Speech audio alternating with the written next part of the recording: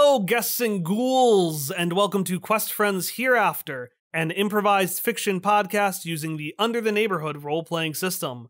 I am Kyle, he, him, and today I, my 4 best friends, and some dice are going to tell you a story about the nightmare of school sports tryouts. I am Ari, she, her, and I play Aurelio Enrique Hueso Kanaka, but mostly known as Quique, who is the opportunist who adapts. He, him. Hi, I'm Tom. My pronouns are he, him, and I will be playing...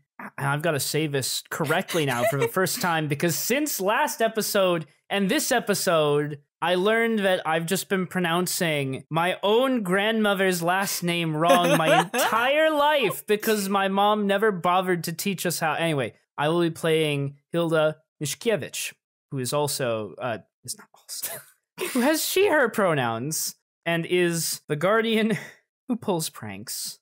I'm done. I'm done now. I'm Hallie, and I am playing Sparky Malarkey, the intuition who investigates. She, her pronouns. What are your pronouns, Hallie? Oh, mine are also she, her. I'm Emily, they, she, and I'm playing Booker, the book who books. He's the book. He, him. Rico. So normally, at this point, we would jump pretty much straight into what's happened since the last adventure, because time in the show is pretty much going to pass the way it is in the real show. A month in real life is a month in the show, except for periods where time needs to be shorter or longer. But because this is our first non-pilot episode, I kind of want to sit down and go through all of the mechanics we do before the game starts. So, at the beginning of each adventure in Under the Neighborhood, we do a couple of things. The first thing we do is our adventure points, which is kind of the currency you use to do cool things. If it is over 2, it goes down to 2. If it is under 2, it stays at that value. So if, hypothetically, for example, Hallie had 0 adventure points at the end of her last adventure, they would stay at 0. That's not very fair. But if someone had over like 3 or 4 or 5, it'd go back to 2. Oh, that's fair. We also have a couple of rolls that we do at the beginning of an adventure. So normally we won't do this, like we won't walk you through seeing Hallie roll 4 dice, but just so you kind of know what we're doing, every time we introduce one of these new pre-adventure rolls, we'll do it. We'll start with Ari because Ari's roll is the simpler one. So Ari has a thing called loaded dice. She essentially rolls 2d6 and adds whatever her slick modifier is it, and she's able to hold on to that result and use it in place of another roll. So Ari, what dice do you have loaded for us today? Alright. That is... 7. Okay, 7. So that is a mixed success. So that means at any point, Ari can, and this includes after when someone rolls, take someone else's roll and say, nope, that's a 7 now. Yeah, can Ari use, like, if someone rolls, like, a 10, can she be like, no, you rolled a mixed success instead? She absolutely can do that. Oh, okay. But she wouldn't compete with any of our fellow party members, so I see no reason why, like... She can't. There's not even any point in trying. Yeah, so, you know. Yeah. Don't worry about it. Meanwhile, Sparky, so everyone typically has their 4 stats, hearts, books, fierce, and slick. Most of them are preset. Hallie's are not. So Hallie is going to roll 4d6, and in order, she is going to use that to determine what her stats are. Yeah, there's like a little guide. The ability is called True Wild Card. All right, heart. Heart, I rolled a 4, so heart is +1 for me today. For books, I got a 2, so books is -1 for me today. For fierce, I got a 5, so that's a +2. And for slick, I got a 3, so that is a 0 in slick. All right, these are fairly balanced stats today. Yeah, you're doing pretty well. This is better than I expected. Perfectly balanced as all things should be. Yeah, that's good. Good for me. All right, so that's all the roll stuff. That's all the, like, very mechanical stuff where you roll dice and you get numbers and you can do things with these numbers. Now we're going to move away from numbers and we're going to move to what I think is Under the Neighborhood's really unique mechanic, which is slice of life complications. in universes like Under the Neighborhood, things like Amphibia, Gravity Falls, the Owl House, a big important part of those things is that even if your people can use magic, or are frog people, or are little gnomes that vomit rainbows, they're still, at the end of the day, people with regular life problems. So what we're going to do is everybody has come up with a complication, the kind of thing that you would tell a friend annoyed over a drink, or depending how annoying it was, multiple drinks. This complication will then be weaved into the story. I have no idea what it is. So they'll all present one. We'll decide which one or ones we like most, and then we will find those woven into our adventure. And I specified that for this one, because Hilda's got things that she's got to do, that this was going to be specifically for Quique or Sparky. So who wants to present their complication first?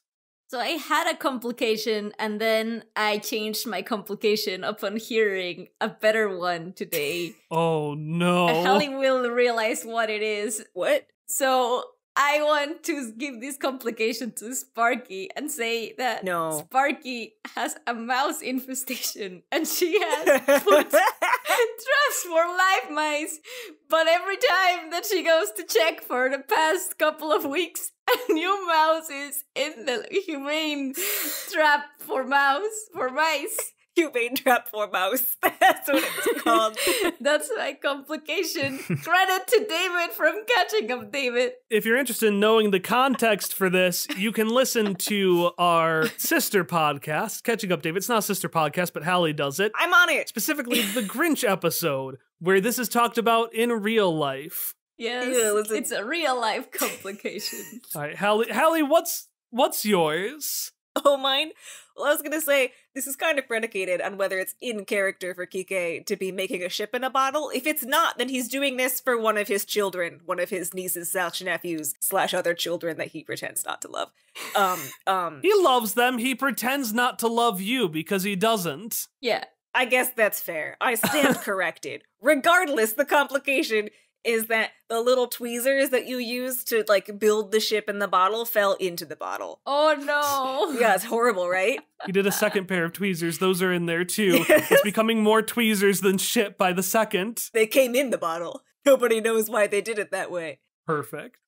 My complication is also for Quique. Of course. Quique has been trying to get some much-needed rest and relaxation. Oh no. But unfortunately, a Necromon has moved in near his yard. No. A creature known as a kingpecker. It's like a bizarre, spooky, heron-like creature with very long legs. Oh god. But it pecks like a woodpecker, Oh my but god. with the force of a jackhammer. So it is just grinding down logs with its pecking near Quique's backyard and making it impossible to nap at any time. Oh no. That's why he lost the tweezers. Beautiful. Absolutely beautiful. And then Emily, what about yours? Sparky's coffee maker is broken. No! No. No! This was almost Quique's problem. Oh. All right, so here are our 4 contestants. Sparky has a mouse infestation. She tries to do humane traps, but there's always a new one.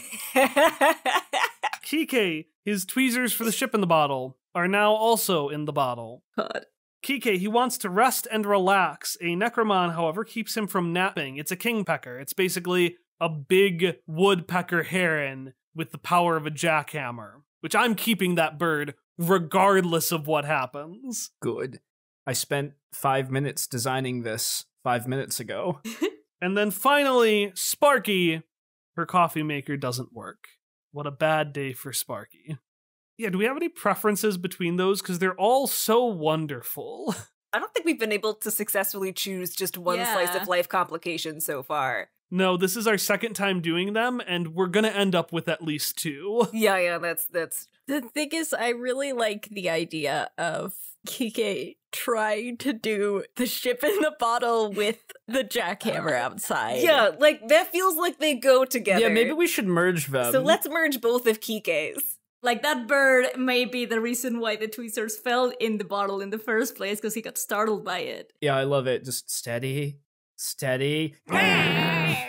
Great. Yes. All right, we ready to get into our adventure? Yep. Yep. Hilda, I want you to tell me about your room. Fuck you, I wasn't prepared for this. Oh yeah, I forgot. I didn't warn you about this. I considered warning you, and then I thought improv will be fun. So Hilda's room is not fully set up yet, for one thing. There are still several boxes in the corner with things from her old place, but there are a few posters around of cutesy anime characters and Necromon. To be more specific here, you might be thinking, oh, it's like a fun Necromon poster as if it were like a famous brand from the real world, like Pokemon. No. These are like wildlife posters, you know, the kind that are like, these are the regions you can find this animal in, and here are their bones, and stuff like that. That's the sort of Necromon posters that Hilda has up in her room. Anime and National Geographic together at last. Yes. Together at last. That's her energy. I love it. All right, and so you are, well, we'll say the things are on the bed. I don't know if you're sitting on the bed with them, but you are looking at a couple of things on your bed. You've got your clothes for the day set out to you by one of your moms. Next to that, you have a welcome letter for the Valley Public Schools, or VPS, junior high, welcoming you as a new student to 7th grade. Because today is the first day of school. And like all the school stuff, that's exciting. But the real exciting thing is what's next to it. Next to it is this clearly handmade via Microsoft Word brochure for the school's Necromon Dueling Club. And it mentions how you're the host of the International Necromon Championship this year so many times. But the big thing is on front of it, you can see two pictures. You can see this girl about your age standing, looking super serious off in the distance, like one of those almost inspirational propaganda posters. And then behind her, ghostly, almost as if saying, this is my legacy passed on. You see that large, burly guy in the bandit mask. And then next to both of those, you see a book. Babka Anya's revised Book of Practical Jokes and Clownery. Book of Practical Jokes and Clownery. An important book for you, and also an important friend. While Hilda gets ready, she's going to be idly, like, stroking the spine of Booker. Cool. So today, we might get to meet other Necromon trainers and other Necromon, and see how they build their teams, how they train. It'll be fun, maybe, or scary, but probably fun. Rekub. Thanks, bud. And reminder, Emily, you have full control over Booker now, so if you ever want him to do things, you can describe them. Oh, okay. He pokes your hand with his little eye stalks. I was imagining Booker, like, at being told about this, just sort of, like, sticks the eye stalks out of the otherwise closed book and just does, like, the eyes over at the brochure.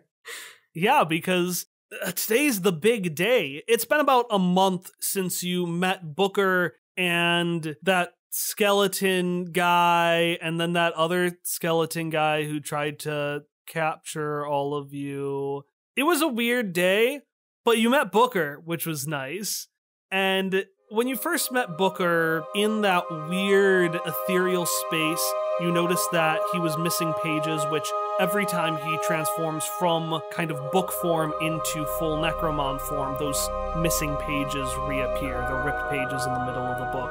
And he just wasn't really feeling there. It's kind of like when you find a wild animal that's not good in the wild, like it needs someone to kind of take it in and nurture them.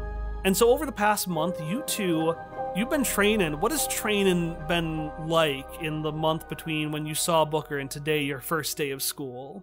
I think it was mostly Hilda trying to tend to Booker's injuries as best she could, taking him to the local Necromon vet. A center for Necromon, if you will. Beyond that, I imagine a lot of it is Hilda trying to go to the library to find out, what does a healthy book need to eat? What does a healthy book need to eat? Attention. Snails. Wait, what did you say? Attention. Snails and attention. Once that's taken care of, a lot of this is just exercise, like making sure Booker gets to run a lot, make sure he can, like, put weight on his legs again. And from there, just seeing, like, what sort of moves can you do? Because Hilda has not heard of this type of Necromon before. He's been able to do some. Nothing too exciting, no, like, super powerful paper blast or anything like that. But, you know, he can move around. He's got crab legs. That's the sound effect for skittering on crab legs. And as you're thinking about your training and getting ready, you hear one of your moms, who will have a voice eventually, but for right now, since I don't have one, you just hear God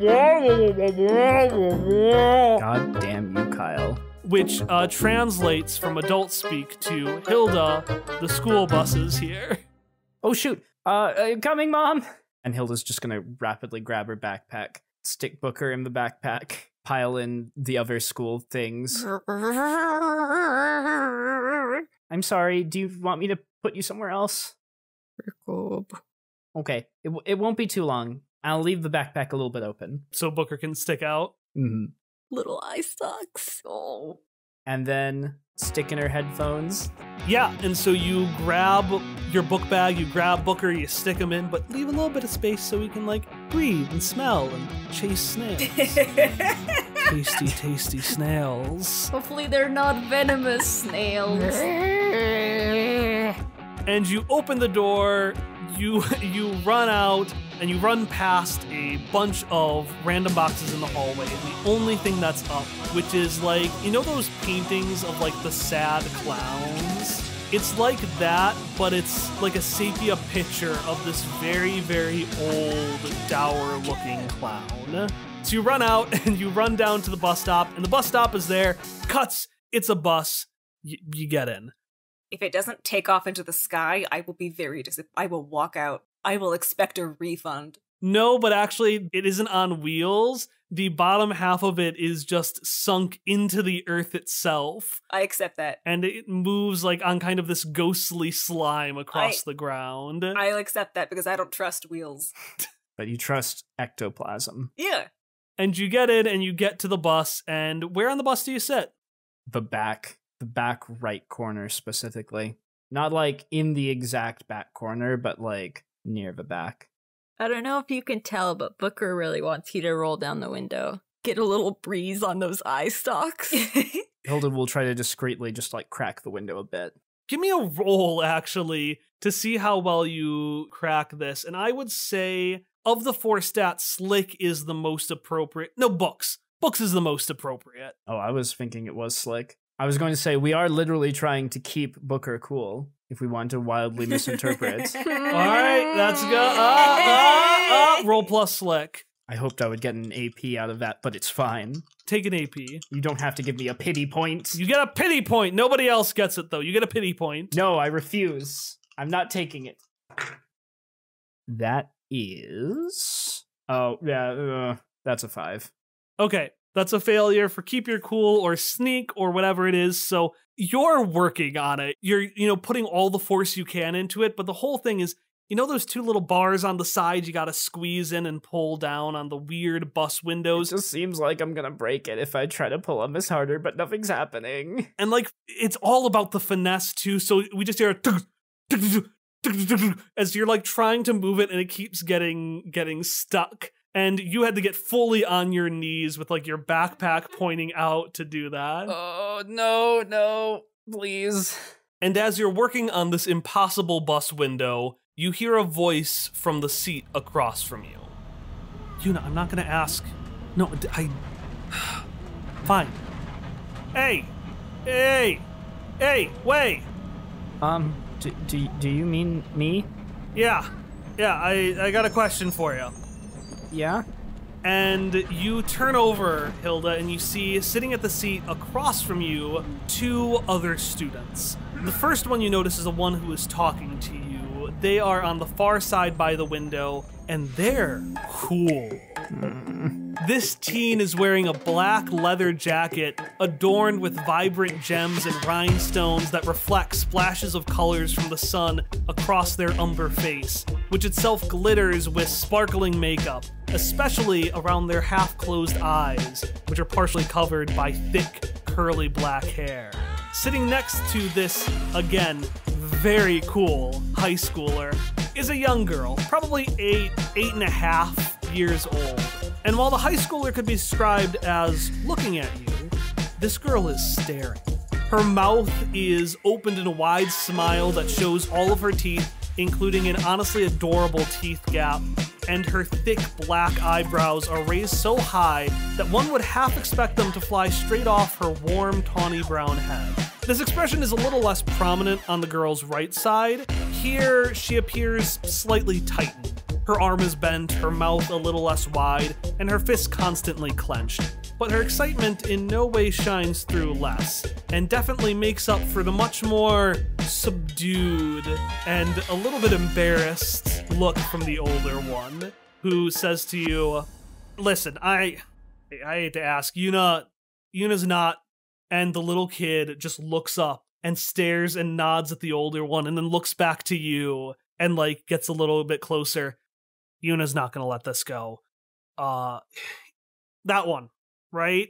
And Yuna, the little girl, points at Booker in your backpack, and the older one says, that Babsia Anya, she's not a Necromon trainer, is she?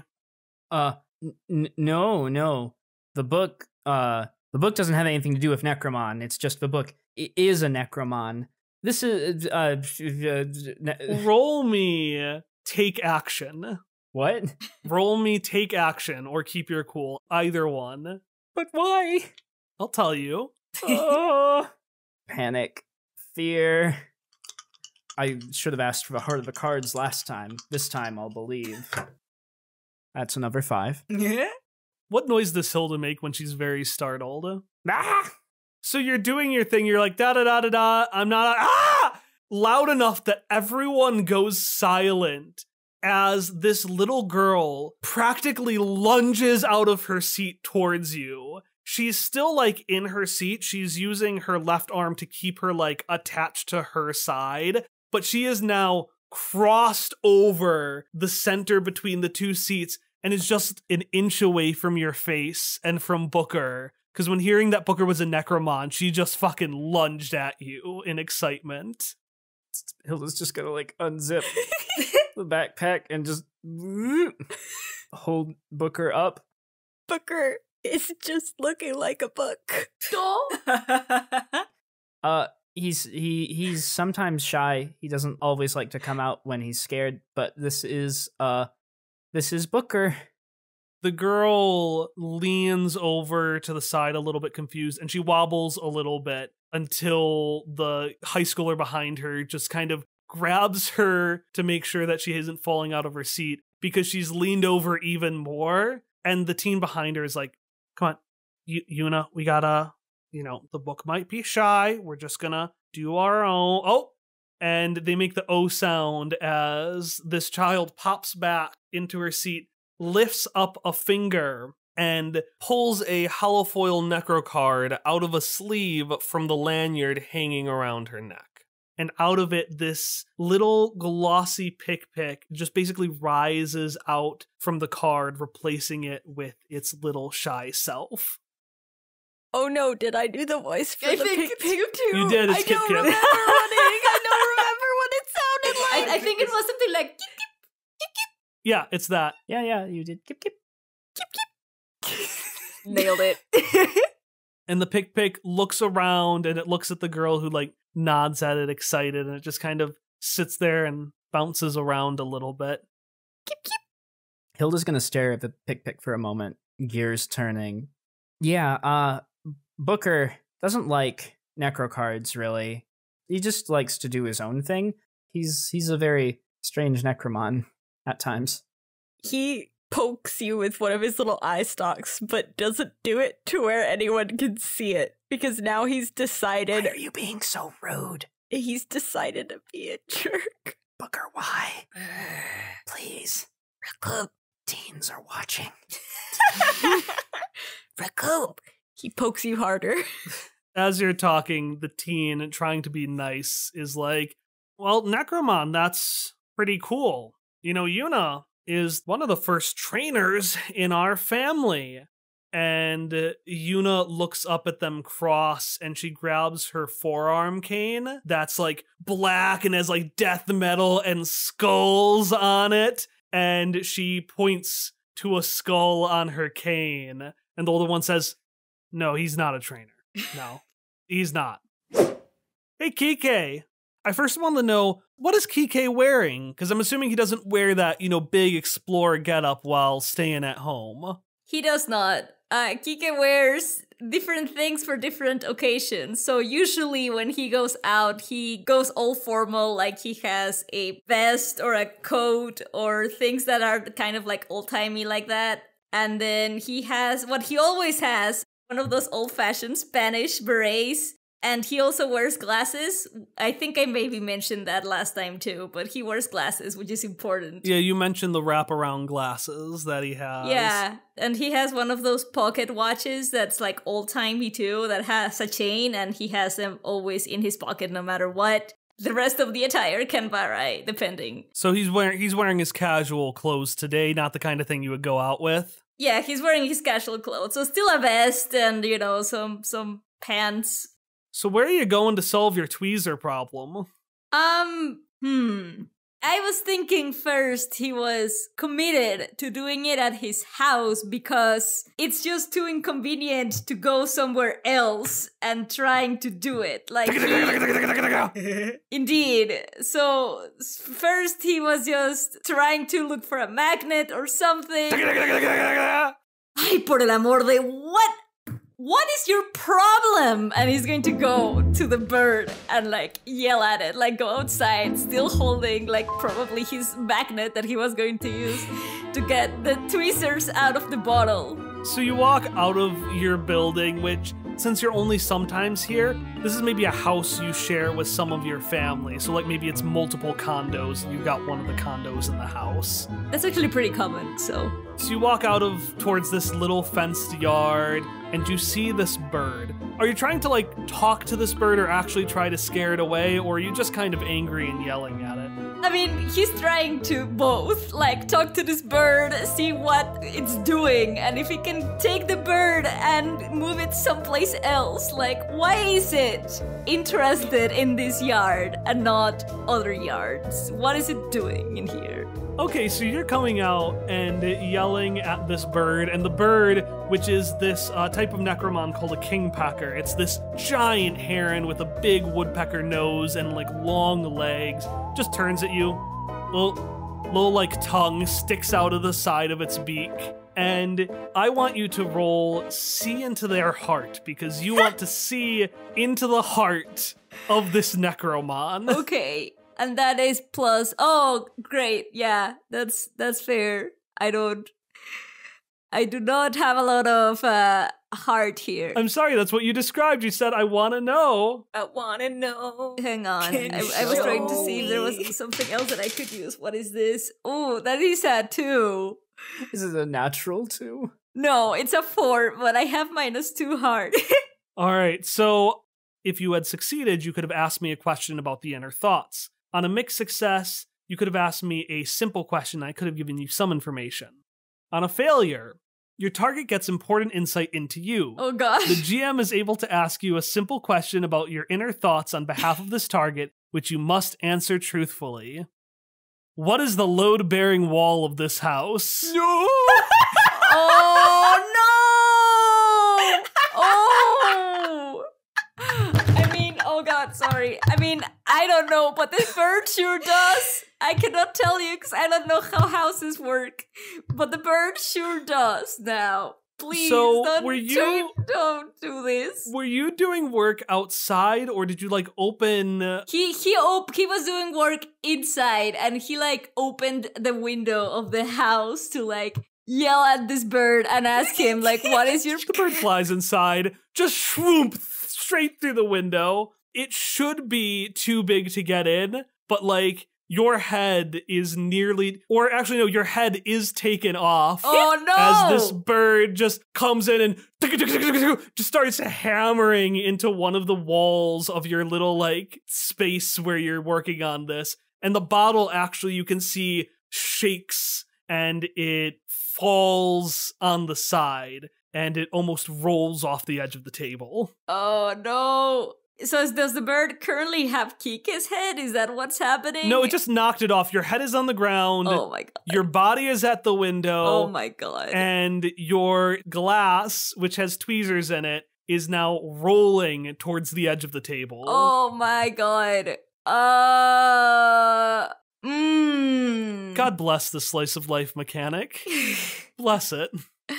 Okay, well, who says that Kanaka Hueso can't multitask here, and he's going to send one arm after his head and send the rest of the body after the after the bottle. Roll me the take action. Okay, take action. That's fierce. That's a 6. You could use your loaded dice to save it to a mixed A success. 6 is a failure. Wait, oh, it's 2 dice. Never mind. So this is Okay. Wait, have you been rolling one die this whole time? yeah. Whoa! It was physically impossible. It is always 2d6 unless I say otherwise. Okay. Oh, then it's a 12. God damn it! I rolled another 6. I rolled 2 6s. Well, for fuck's sake! This isn't fair! Oh, it's 2? Yeah, let me just roll another 6 here. That's me. So now that Ari's taken off the training restraints We're gonna just roll another fucking 6. and has revealed her true power and has rolled a critical success, Fuck. you can do a couple of things. You can gain an AP. You can increase the impact of your roll, so you can have it super good as opposed to good. You can apply a status effect to a monster that's usually in confrontation, but you could negatively impact this fucking bird. Or you could ignore a penalty of the move you just used, but your move doesn't have a penalty. So I want to intimidate this bird with this move. Like, it's something that is truly not seen every day. And so I want this bird to be bamboozled by this weird gymnastics skeleton move and bamboozle it so that it stops doing things for a little bit here. the bird looks over and it sees you with like your head on your foot, the bottle in one hand. Probably like the head is also being like, I would stop that if I were you, pajaraco. Stop doing whatever havoc you were thinking of doing. The tongue goes back in as the bird's eyes widen. Things are serious.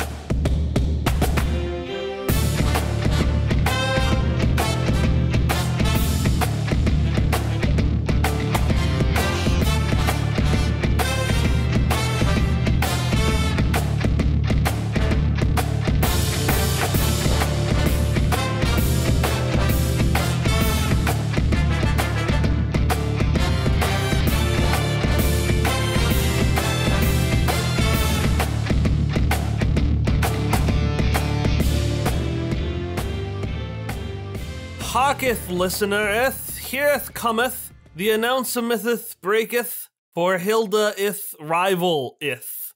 I'm still working on a new intro for the announcement break, so you're just gonna hear me try new things until I find something that sticks.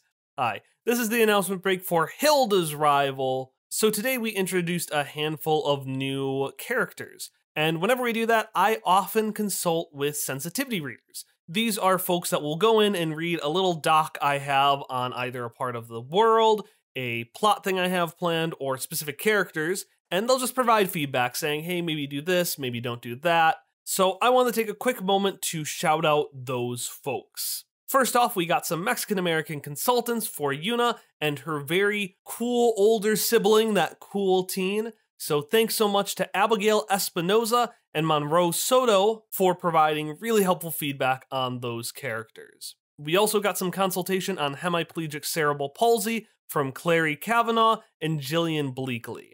Finally, I didn't get a full consultation on this, but I did ask Minty Belmont of the Belmont System some questions about neopronouns, so I wanted to give Dame a quick shout out for their really helpful answers.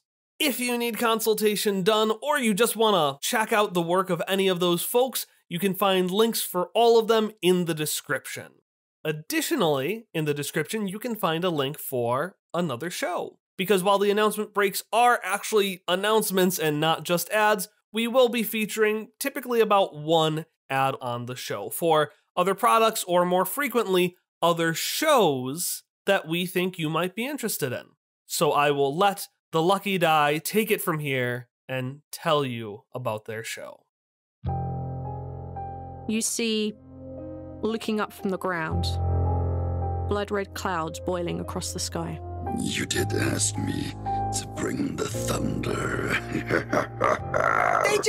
Dejin! Help! I've got the chalice, please! Well, if they're following you, then I guess that takes care of a loose end for me. All of you feel the earth beneath you shake and crack and break. I feel that I have failed both of you, and I am sorry for that. This has nothing to do with you being a bad leader. Do you want a countdown? Oh, I think I want a countdown. I wanted 3, to help. I always had good 2, intention. I 1. did not deserve to die. Now. The Lucky Die podcast is a weekly 5e Dungeons & Dragons actual play podcast. Join our adventure every Monday wherever you download podcasts by searching for The Lucky Die. All right, that's all I've got for this week. Our next episode, Hilda's Rival Part 2, because most of our adventures are going to be two-parters, will be releasing on Monday, May 2nd. But if you'd like additional stories, podcasts, or behind-the-scenes videos, you can find them at patreon.com/questfriends. I will see you there. Hey, hey, hey!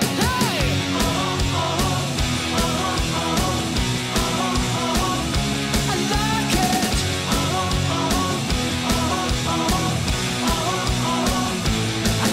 it! I like it! Hilda, you had your first day of school.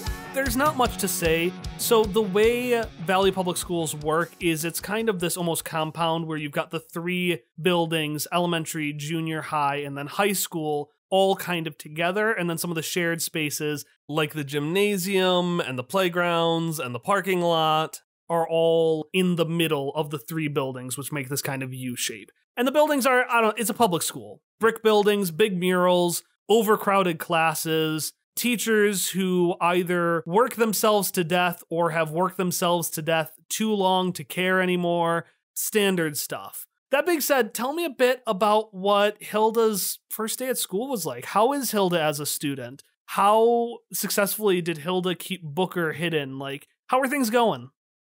Since Booker refuses to make any signs of life to anyone, I think it was probably pretty easy to keep Booker hidden as just another book. Hilda's a pretty decent student. She is able to sit and focus at times and do the mindless busy work that schools are so fond of. So she gets along fine, doesn't have any problems with teachers, gets good grades, that sort of thing. It's syllabus day, hard to know what teachers are good or bad, except for, of course, Mr. Jimothy. Call me Jimbo. Who was like, we're going to have a fun time. Let's all just sit around together in like a circle, kids.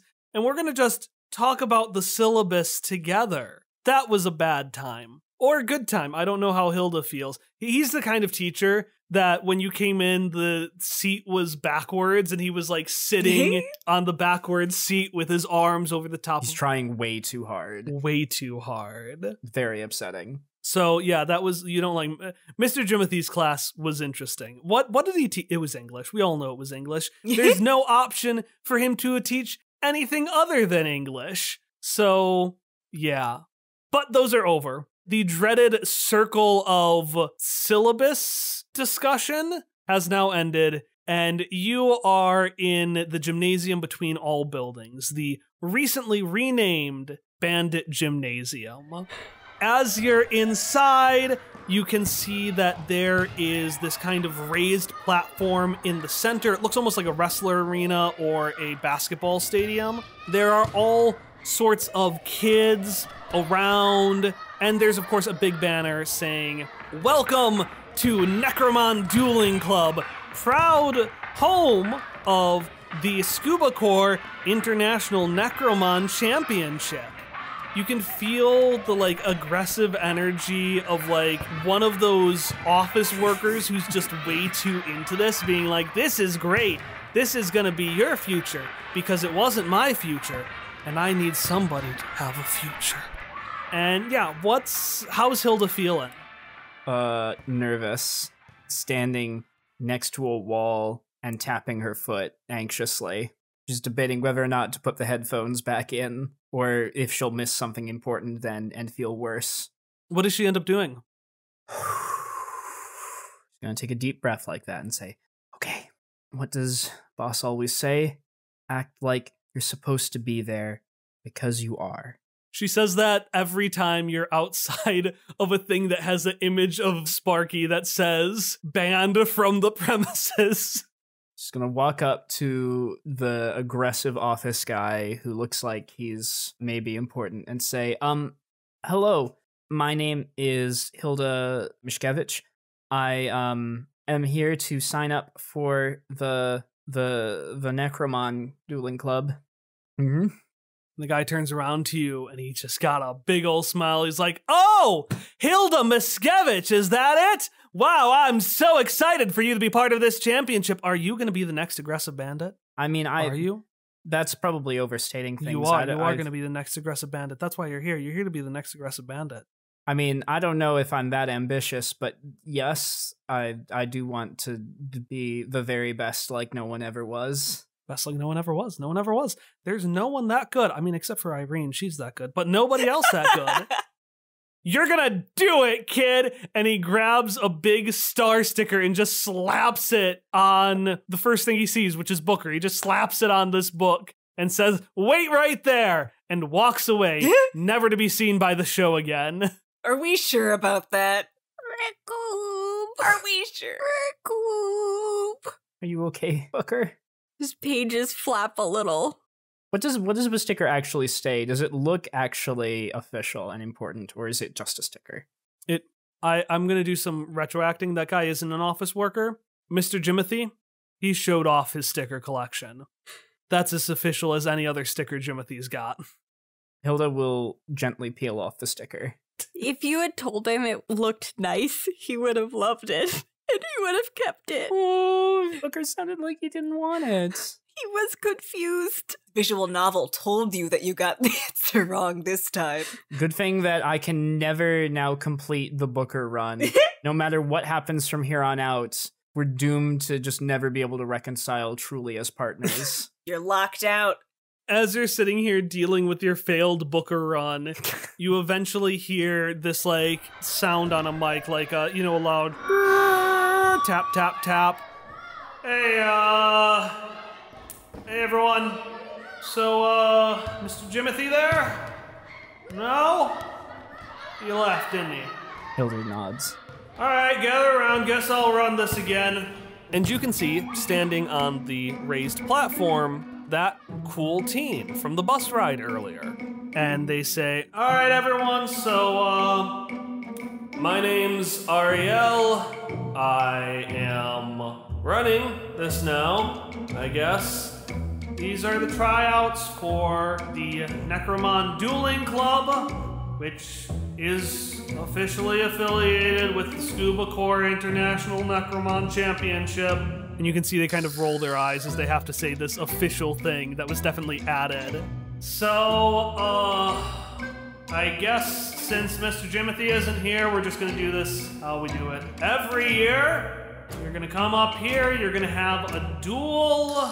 When you're done, that thing, and they point over to your school mascot, which is this large bowl of punch with a backpack on and a bandit's mask. The School-Aid Man. School-Aid Man. And, it's gonna give you a thumbs up, you're in, thumbs down, And the mascot's doing the thing mascots always do, where it does like a vibrant thumbs up, excited, thumbs down, shakes head. So, anyways, Walnut will run the card checking thing, and then Yeah, just kind of get in line. We're going to do it by grades, so first graders come up here. Everyone else, get in line. And as the first graders kind of push you out of the way, you can hear, random things like, all right, nope, no pushing, no shoving. Hey, nope, you were in first grade last year and the year before. This year it's true. Which is it, Abe? It's a small child with a mustache on. This year it's true. So yeah, and then you can see the rest of them are all assembling in line to get their Necromon cards checked. How do you pass your time in line? Is there a way to get your cards checked? Can I say that you didn't figure out where to throw away the sticker? Like you were just in a hurry to get to the line and stuff? Yeah, sure. Booker will start poking out one of his little eye stalks on the sticker and like get it stuck and like do a little weird like eye twitch. And he clearly wants something. Do you want this back on? Raccoon? Okay, you can have it again. I'm sorry. I thought you didn't like it. Is there anywhere you want me to stick it on one of the covers? Actually, if you're okay, maybe let's stick it inside the cover so moms don't see. Booker seems very excited. So when they say they're checking your necro cards, Necromon who aren't bound to a specific card, are they still eligible for the tournament? Wait, you have what? And the table in front of you slams, and suddenly you're in front of the line, and this person is looking at you, the 7th grader. Now, normally I don't explicitly mention pronouns. I will, in the character list that we have at the bottom of the description of every episode, I mention character pronouns in that. And we also, through context, will, use he if it's he, him, they if they're they, them, a combination if it's multiple pronouns. But because this character uses pronouns we haven't used before in Quest Friends, I just want to quickly go over them. So neopronouns are essentially pronouns that people can use for themselves other than he, she, it, or they. There are a bunch of them, and the ones we're going to use today are day and dame. If you want to check the character description, we have all the permutations of it. It's day, dame, dare, dares, and then all the things from. So like dame turns into dame self. An important thing to note for day is that even though it sounds like they, verbs conjugate in the same way they would with pronouns like he, she, and it. So it would not be day walk, it would be day walks with the S. I say this because I messed this up the rest of the session. It'll be fixed in future episodes, but for this episode and for Hilda's Rival Part 2, just know that my verbs surrounding day and dame are all sorts of wrong. Anyways, Hilda is not thinking about pronouns, because Hilda is staring straight at this person behind the desk. They are a 7th grader who is wearing the Necromon tournament outfit. So it's like a gym outfit version of the Scuba Corps trench coat. So it's white shorts, white shirt, the Scuba Corps logo. This person has buzzed brown hair that fades into rough peach-colored skin that actually has the texture of peaches. And their large head is supported by a thin, sturdy body, like fruit hanging on a tree branch. But, just like with that young girl Yuna earlier, you're focused mostly on their eyes, which are not that far from you, as they slam down the desk and say, "Wait, you have a Necromon that does what?" Oh, yeah, my, my booker, doesn't really like necro cards, but we're still a team. I, was wondering if maybe he's still eligible for the tournament, right? Even though there isn't a card exactly. No card? Mm-hmm. That's so cool. That's so cool. Freddie. She has what Irene has. What was that?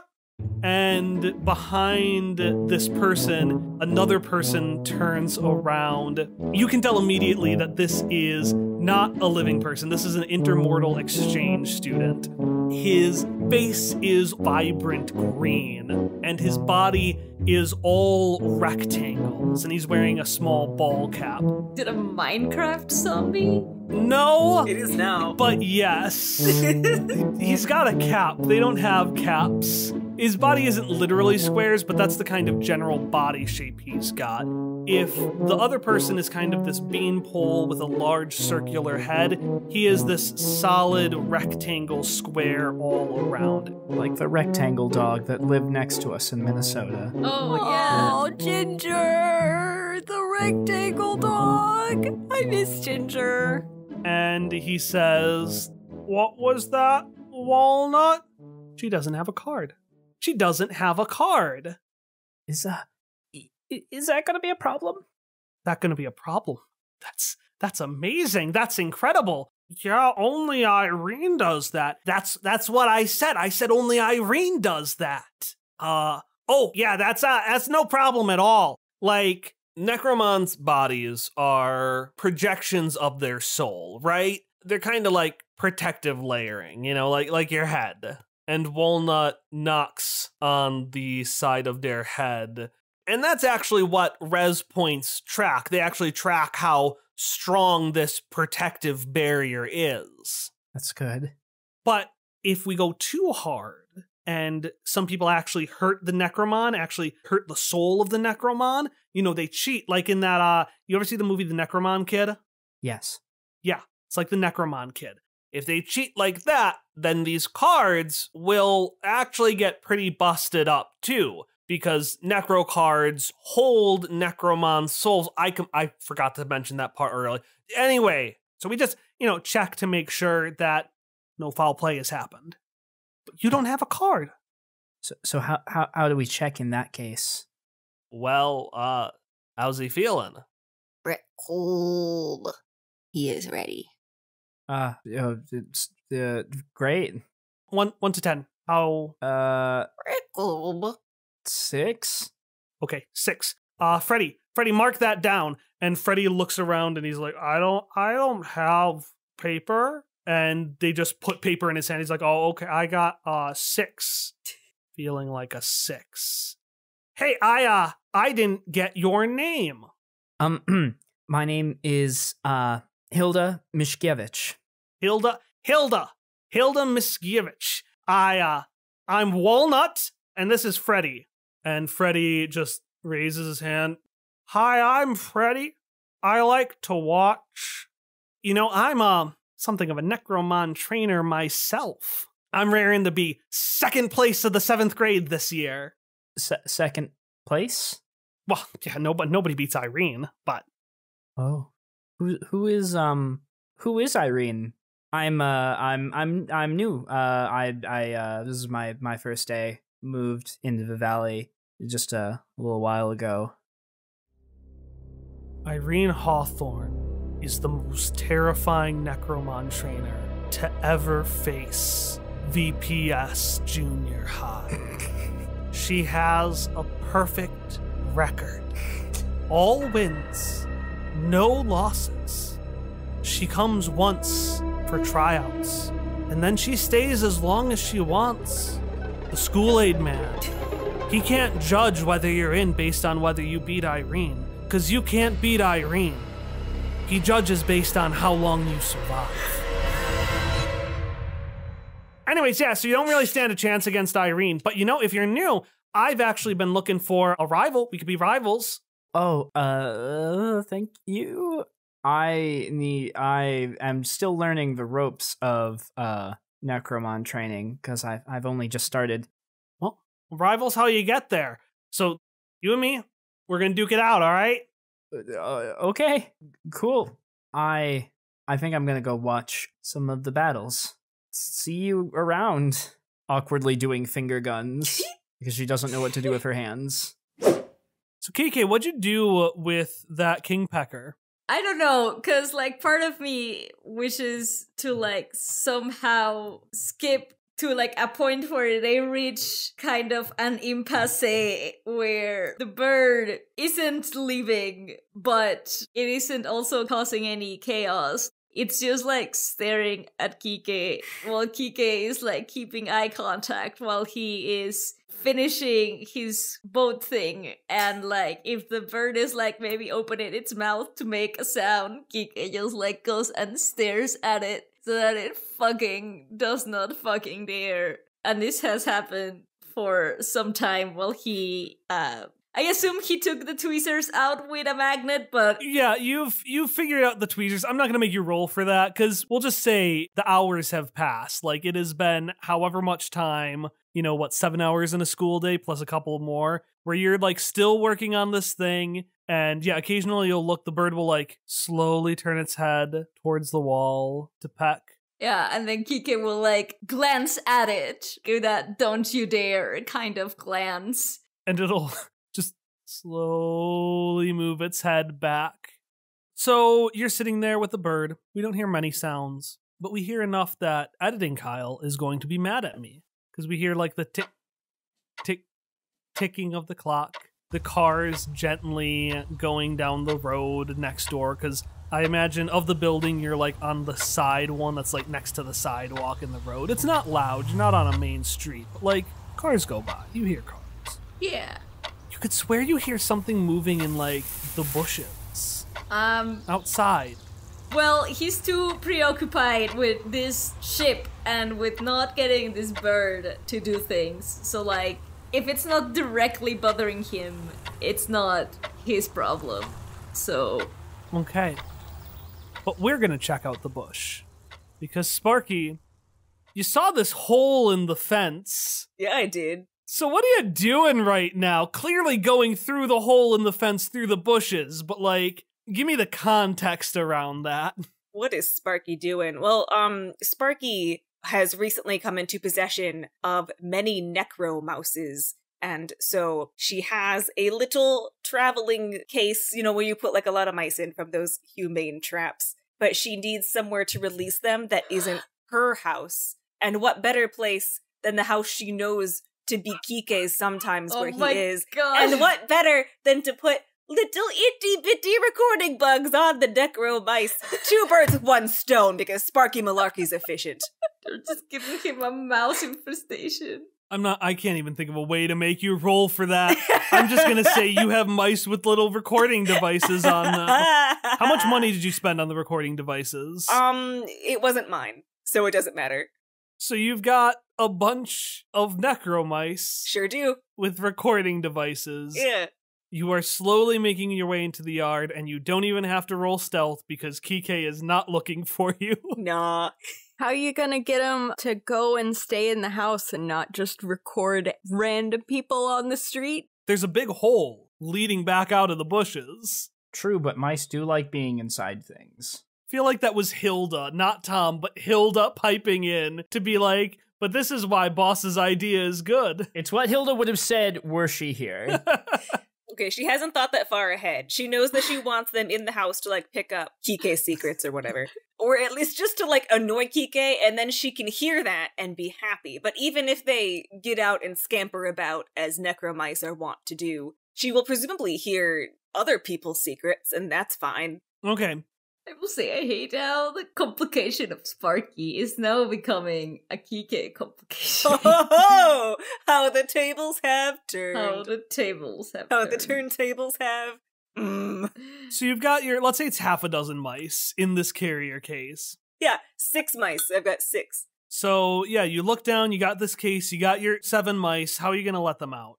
Real gentle, one at a time, so that it's not too obvious. Because, if 7 mice suddenly just, like, dropped in from the ceiling, there'd be a lot of squeaking, there'd be a noticeable thump. Sparky is a master of stealth, so we're not gonna do that. We're gonna do 1 at a time at 2-minute intervals. Precisely 2-minute intervals. She's got a little watch, she's got a little timer. So she opens the hatch with the little necromice in and she goes, "Okay, Pepito, go on, Pepito, go on!" And she urges the first mouse through the giant hole in the wall, and then bloop, disappears back into the bush with just a little bit of rustling. Alright, so squeak, squeak, squeak, squeak. You hear a little bit of squeaking, Quique, not a whole lot. But every 2 minutes, it gets louder. The Sparky lets in the first mouse, the second mouse, the third mouse. Pepito, Tanya, Wendy, Rolf. Takes out the fourth. She's now halfway through her 8 mice. I would say, like, around that time. Like, at first, like, Quique didn't notice, and then he, like, looked at the bird and be like, is that one of your kids? Do you have other bird things in here? The bird stares at you, and it does, like, the licking the lips thing as the tongue, which is poking out only an inch, slowly moves down its long beak, down the front, and then back up the other side. Hate it. And it looks out at the yard. He's going to, like, stare at the bird and kind of, like, point outside so that he comes with Quique, even though Quique does not own this bird. And I didn't think of having something like a rope or something, so this is all entirely to the bird. But it's like the fucking toucan! Okay, roll me. No! Roll me a heart. To convince somebody, but you're gonna take a +1. So. Oh, +1. Okay. What's your heart normally, Ari? It's -2 usually. So yeah, so now it'll be a -1 because it's +1 to whatever it was before. Okay. And that's because you befriended the bird. What is this? This is an 11, but then it's -1, so it's a 10. Yeah, so on Convince Somebody, the bird comes with you. The bird is interested. You understand each other. That moment of understanding the bird further is just enough that it's not going to partially listen to you. It's going to fully listen to you. Excellent. He's now a Necromon trainer. Yeah, somehow he's Necromon bird. You somehow have a more emotional bond than me and Booker. With this random toucan. It's random toucan. That's his name now. Random toucan. Yeah, so you come out with Toucan the Kingpecker. And as Sparky, as you're trying to let out your last 2 mice, Quique, you see 7 mice all around you. Does he see Sparky at all, or does he just see the mice? Sparky, roll me stealth. All right, a stealth is going to be slick, right? Yeah. Oh, cool. I have absolutely no bonuses in slick. 8. 8. A mixed success. Yeah. So you don't see Sparky, Quique, but you do notice a little necromouse come out from the bushes. In that case, Quique is going to, like, look at the bird and be like, hey, toucan, do you have any skills in catching mice? You just, like, get at them, boy, get at them.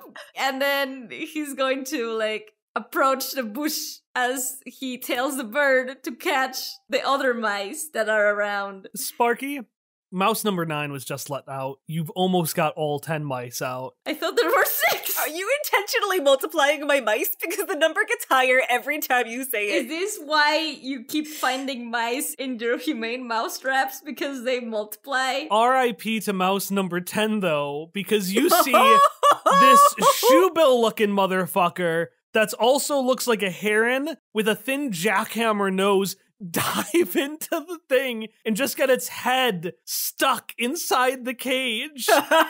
No! As it eats it, and it like it knocks you out and just hits you with the cage, Sparky.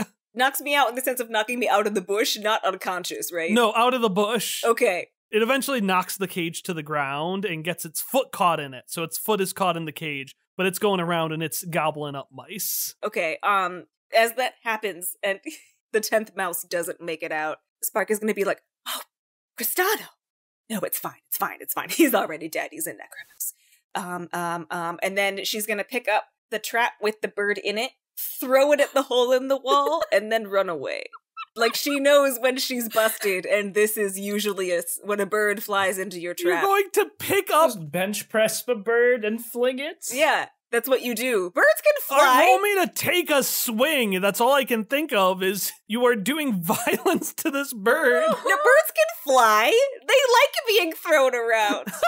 You know? Regardless, you're swinging the bird, so roll me take a swing. I'm swinging the bird. But I'm not trying to hurt it. I'm just trying to, like, toss it. Just for clarity's sake, for the listeners, Sparky isn't vindictive. She just makes bad choices. It's fierce regardless. It's fierce. It's definitely fierce. With my modifier, that's a 12. DK. Wait, no, well, you can. No, you can if you want. No! Can I No, you incorporate- can't! I forbid it! I use an AP that I don't have to block this. I will go into debt for AP to block My this. Can I loaded borrow an dice. AP and then return it? No. Why? That's illegal. That's capitalism. Come on, man. I want to use Come on. my 7 man. to deny. I don't roll Who well. does the bird hits? I don't roll well. Quique, you're an opportunist. You've always got a way around things. You're an adaptable guy. How does this adaptable nature or your ability to plan somehow get in the way of Sparky throwing a bird? So if Sparky got knocked out of the bush, I feel like Quique first was just surprised and angry at Sparky somehow being responsible for this. And so he was looking at Sparky when she was about to throw this bird. So I think he was able to direct the bird to fly back at Sparky before it got thrown out. Because they're friends. Hey Toucan, I bet she has more of those mice that you like chasing now. So this bird, Sparky, you pick it up and you must have taken it out of the trap or something because you don't see it on its foot. You grab the bird and you throw it out. Yeah. It goes over the fence. You can't see it. And then Quique says, "Oh, she probably has more." And then suddenly, the bird from your opposite side pokes up out of the bushes, tongue out. That's so scary. And looks at you. That's so scary, man. I see your back. Kika's gonna be like, "That's a good boy." Sparky looks up and goes, "Quique, fancy seeing you here." This is my house. I assume that you would see me here. Really? When I live here. Haven't been taking care of the place. And she gestures to the hole in the fence. You know, Sparky, it is a new fashion nowadays. For fences. But regardless of all of my artistic choices in my house, there's one, and he's gonna point at her, that doesn't kind of mesh with the rest of these decor. So can you sort of explain what are you exactly doing in here? No. No, that's... no. I am afraid that is classified information. And she's gently, kicking the cage behind her, trying to, get it out of the yard proper and just, collect her things so that she can make a graceful exit. You realize it's a bit harder to push, and Toucan makes a little alarm noise. Oh. You wouldn't want to hurt my new friend, do you? This isn't the Necromon you caught. Didn't you get a little card or something? Did you come with a card? And he's gonna, look at the bird like, "Hey, Toucan." And Toucan looks at you with its tongue out, a bit confused, and it cocks its head. And then it turns over and looks across Sparky at itself, a kingpecker that's on Sparky's other side, which also cocks its head. And they just kind of shrug their shoulders, look back at you. Did you have two before? I did not. So you do have a family. All three of the kingpeckers nod their heads in agreement. God damn it. Sparky steps, to get away from them, she has to step a little bit further into Quique's yard, the opposite direction that she wants to go. I didn't bring the mice in the first place, but I don't have any more. So I don't know what you want to do about these birds in your yard, Quique. It seems like maybe you have to, call somebody. I don't really know how to handle such things, but it's your house, as you have said, and as I have been surprised by. So if Sparky's trying to leave, I want to have the birds block the exit so that Sparky owns for her mistakes. All four toucans block the way, and the fifth one that Sparky threw outside flutters up and stands on top of the gate. There was only one bird before you arrived and brought whatever these mice things. The necromice, yes. Yeah. So I think that this is a problem that you need to solve because I am not going to. Quique, it's not my house. You know what? And so he's going to talk to the birds and tell them Sparky's address and be like, hey. Why do you know her address? I don't know. I mean, you should, it's accurate, but Outplayed. Roll me another heart to convince. Okay. So that would be a 6. You got 6. Toucan has paid a lot of attention to you. Toucan really cares about what you think. But Toucan's distracted. Digga-digga-da, digga-digga-da, digga-digga-da. And you look down and you can see that in his leg is the little trap. And inside of it, you can see little mice respawning inside of it. And it's going down and it's trying to grab the ones it can, but additional ones are pouring out. And Sparky, you remember something. You remember when you bought it, the person asked, so, what do you want this for? Oh, I just want to catch, I'm having a mouse problem lately, so I want to be able to capture the mouse without killing it, and then release it somewhere else that isn't my house. Yeah, well, you don't want to use this model. Why? Well, lots of people use it because it's the cheapest. That's exactly why I want it. Well, yeah, but it kinda, if Necromon goes in it, it kinda don't listen to them, take whatever you want. Yeah, that's more than my speed, thanks. Yeah, I'm just gonna take this one because I left my checkbook at home, so here's a 10, give me change for $9, please. And you notice, as you stare at 6 kingpeckers desperately trying to hunt down 30 mice, that this doesn't just catch Necromon, it duplicates them. I think I'm gonna go watch some of the battles. See you around. Awkwardly doing finger guns because she doesn't know what to do with her hands. Yeah, you could come over here. I've got a great spot. Okay, yeah. Okay, I'm Freddy. Hilda. Hi. He goes to shake your hand and go and raises his hand. He's like, all right, let's go sit down and it'll be nice and easy. And oh no, is that a GM intrusion I see? Tom, take a GM intrusion. Coolio, I needed. Who do you want to give the other AP to? Who indeed? I'm giving an AP to Emily. It'll come into play later, I'm sure. And you hear this as this Necromon flies out of the battlefield, and this 7th grader, like they do in Yu-Gi-Oh, just cartwheels backwards off of the stage and kind of hits the ground at the bottom of the steps. There were mats down there, right? Yes, there are mats. There are mats there. They've been laid out there, but they weren't there earlier. And you can see a few people have started pulling out a few more mats to put in the place. And Ariel's voice goes over the microphone. Hilda Miskiewicz, you're up for the next round.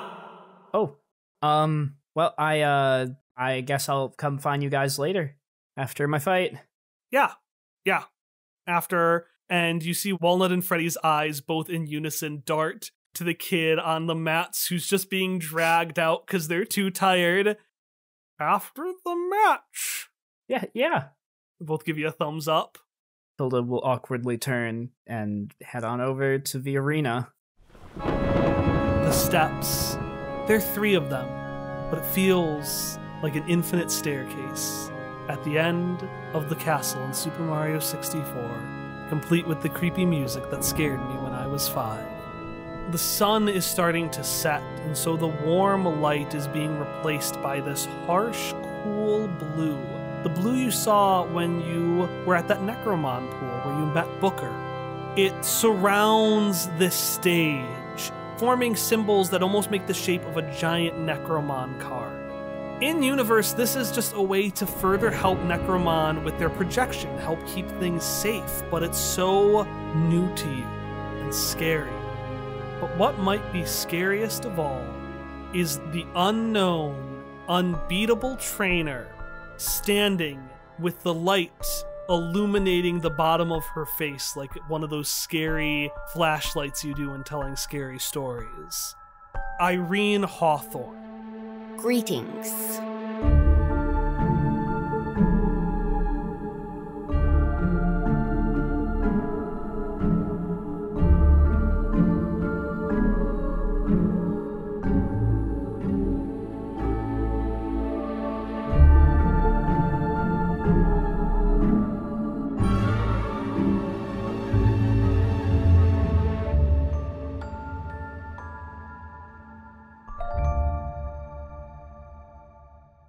And yeah, this should be a different file, but Tom, are you recording? Yes, I am recording. Emily, could you say something to confirm that we're recording? Something to confirm that we're recording. Ari, are you recording?